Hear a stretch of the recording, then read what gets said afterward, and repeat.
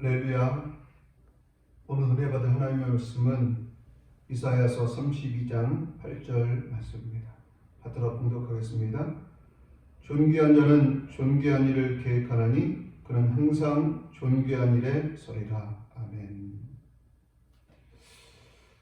하나님께서는 우리 사람을 만드셨습니다.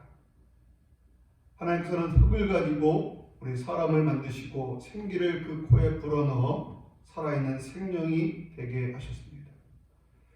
하나님께서 우리 사람을 만드실 때 하나님의 형상대로 만드셨습니다.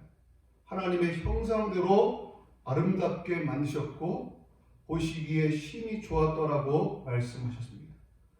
하나님 우리 사람을 만드실 때는 분명한 목적과 이유가 있었는데 하나님께서 모든 만물을 다스리게 하도록 하기 위해서 우리 사람을 만드셨고 또 하나님을 찬송하며 하나님의 영광을 위해서 만드셨다는 것입니다. 이 하나님의 우리 사람을 창조한 일에 대해서 시편을 통해서 다윗은 고백하기를 주께서 우리 사람을 만드심은 이제 천사보다 조금 못한 존재로 하나님보다 조금 못한 존재로 만드셨다라고 말씀하고 있습니다. 사람이 무엇이기에 주께서 그를 생각하시며 인자가 무엇이기에 주께서 그를 돌보시나이까. 그를 하나님보다 조금 못하고 영화와 존귀로 관을 씌우셨나이다라고 말합니다. 우리 하나님께서는 우리를 사람을 하나님보다 조금 못한 존재로 만드셨고 존귀와 영화로 관 씌워 주셨다라고 말씀하고 있습니다. 거기에 사람은 존귀한 존재이며 또한 영화로운 존재입니다. 그러나 많은 사람들이 자신에 대해서 잘 알지 못하고 있습니다. 자신에 대해서 너무 낮추어서 말하고 있다는 것입니다. 사람들은 자신에 대해서 나는 원숭이의 후예입니다라고 이렇게 말하고 있다는 것입니다. 이런 자들에 대해서 시편 기자는 이렇게 말합니다. 시편 49편 20절 존귀하나 깨닫지 못하는 사람은 멸망하는 짐승 같도다.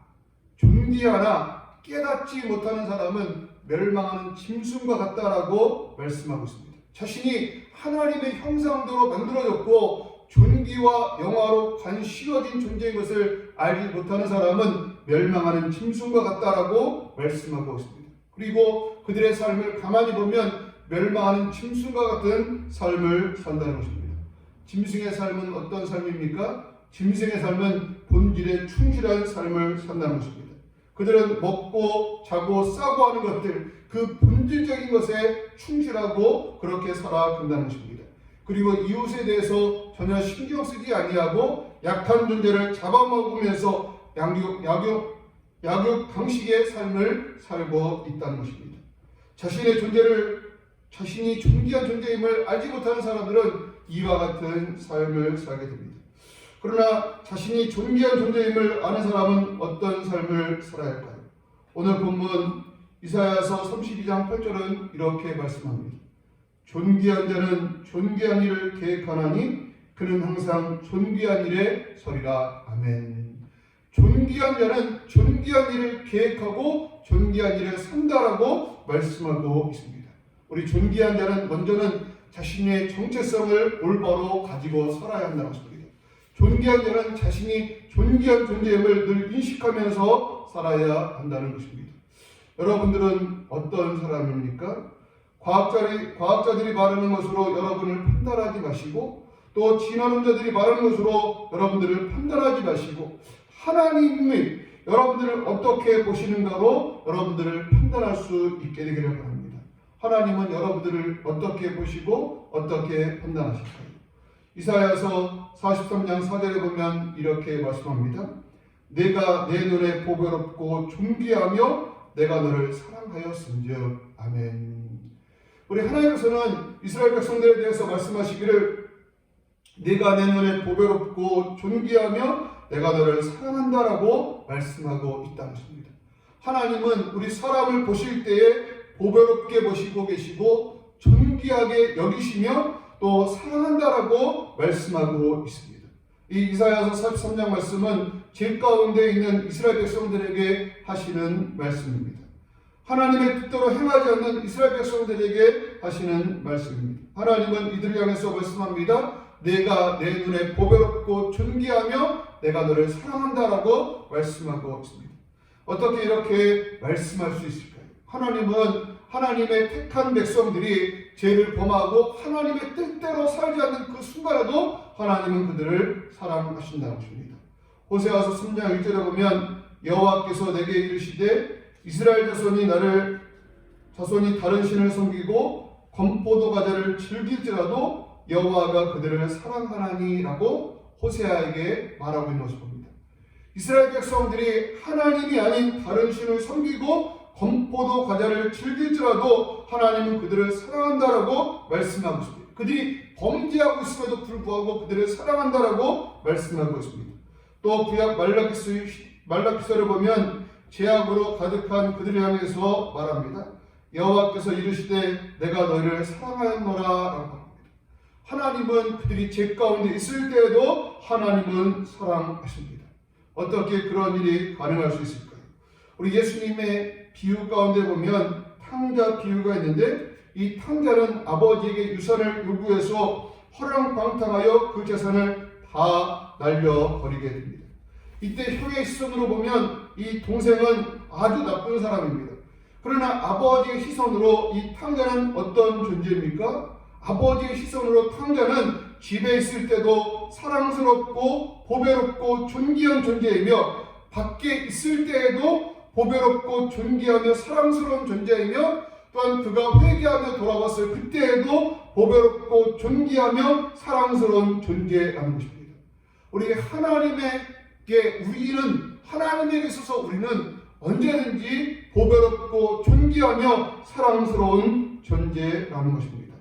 우리가 살다가 실패했을 때 사람들은 우리를 형의 시선으로 보고 판단합니다.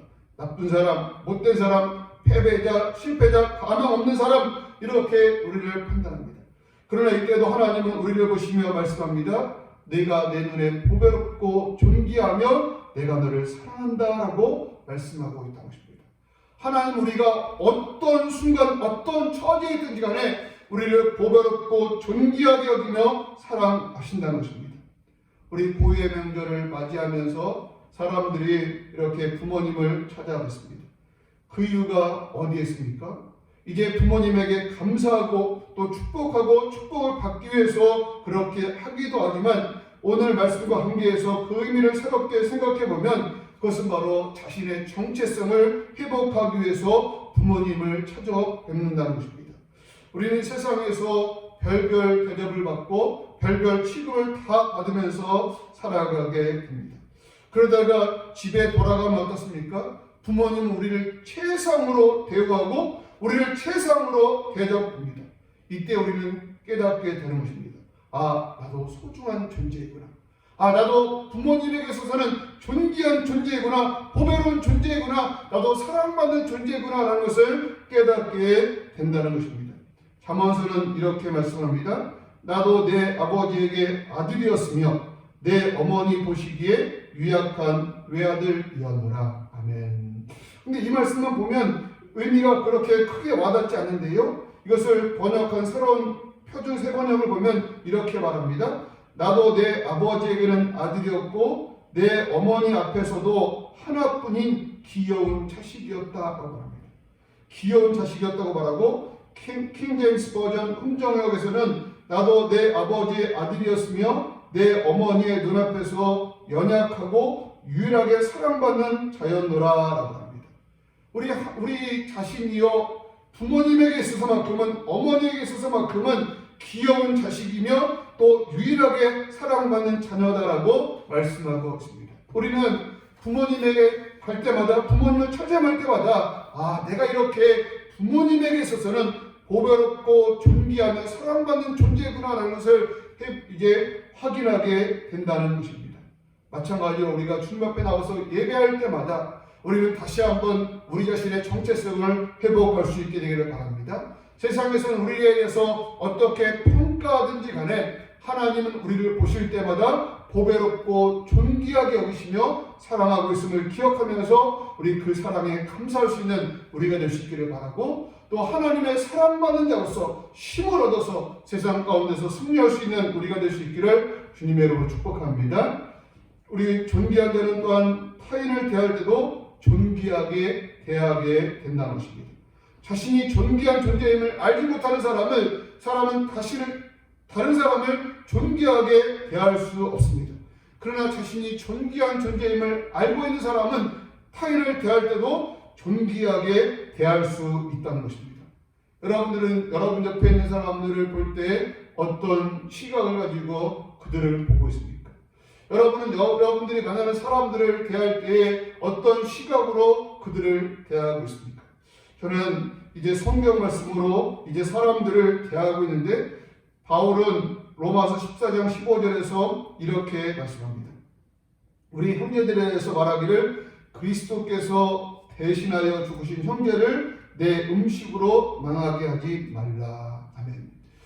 저는 이 말씀을 늘 기억하면서 우리 옆에 있는 성도들을 대할 때마다 그리스도께서 대신하여 죽으신 형제라는 생각을 가지면서 존귀하게 여기려고 애쓰고 노력한다는 것입니다.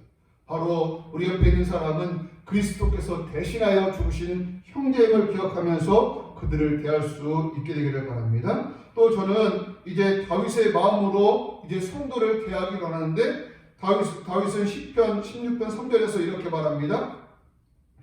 땅에 있는 성도들은 존귀한 자들이니 나의 모든 즐거움이 그들에게 있도다. 아멘. 땅에 있는 성도들은 존귀한 자들이니 나의 모든 즐거움이 그들에게 있도다라고 말하고 있습니다. 다윗은 성도들을 향해서 존귀한 존재라고 이렇게 인식하고 있다는 것입니다.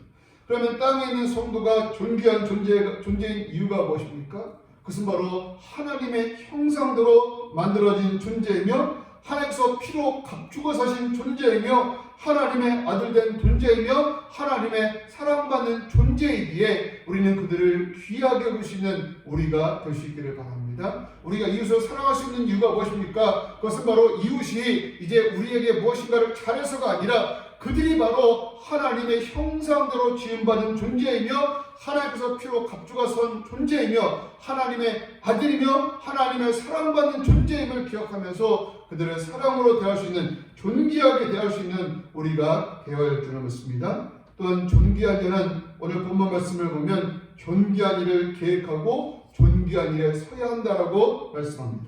오늘 본문을 제가 다시 한번 읽어보면 존귀한 자는 존귀한 일을 계획하나니 그는 항상 존귀한 일에 서리라라고 말씀하고 있습니다.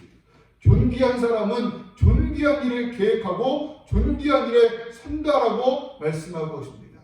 이제 자신의 존귀함을 알지 못하는 사람들은 멸망하는 짐승과 같다라고 말씀하셨는데 그 멸망하는 짐승과 같은 사람들 어떻습니까? 짐승과 같은 삶을 살기 위해서 어떻게 하면 잘 먹고 어떻게 하면 잘 자고 어떻게 하면 즐겁게 행복하게 살을까 거기에만 가지고 집중하며 살고 있지만 우리 존귀한 존재들은 존귀한 일을 계획하며 산다는 것입니다. 어떻게 하면 하나님을 기쁘시게 할 수 있을까 여기에 관심을 가지고 살게 된다는 것입니다. 그럼 우리가 어떻게 하면 하나님을 기쁘게 하는 삶을 살 수 있을까요? 우리는 이제 하나님께서 기뻐하시는 우리 이웃을 사랑할 때 하나님이 기뻐하심을 기억하면서 우리 그런 일에 힘쓸 수 있는 우리들 모두가 될 수 있게 되기를 바랍니다. 우리는 하나님의 은혜 가운데 존귀한 자들 또 영화로 관심은 존재되는 것을 기억하면서 우리가 살아갈 수 있게 되기를 바라고 또 우리 주변에 있는 사람들을 볼 때 그렇게 볼 수 있게 되기를 바라고 우리 존귀한 자로서 늘 존귀한 일을 계획하고 존귀한 일을 행할 수 있는 그런 우리들의 삶이 되기를 주님의 이름으로 축복합니다. 아멘.